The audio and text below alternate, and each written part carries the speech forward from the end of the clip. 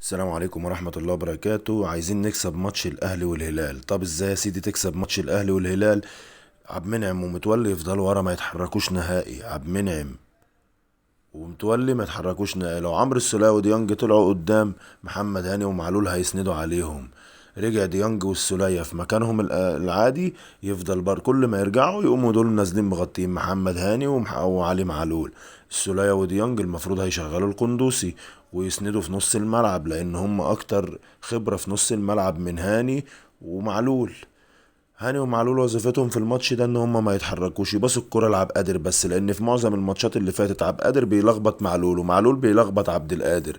محمد هاني بيلخبط بيرسيتاو وبيرسيتاو بيلخبط محمد هاني. فد الكرة لبيرسيتاو وسيبه يتصرف، هو بيتصرف لوحده. بالنسبة بقى للقندوسي، القندوسي هيشغل عبد القادر مرتاح جدا جدا جدا. هما الاتنين اظن ان في كيمياء بينهم، والكيمياء الاكبر بقى بين عبد القادر وكهربا. عبد القادر هيعرف يوصل كهربا للجون مية مية، وبيرسي تاو نفس الكلام. الماتش لقيته في الشوط التاني في اي مشاكل بالنسبة لبيرسي تاو بالذات مش ماشي، هتطلعه وتنزل مكانه الشحات.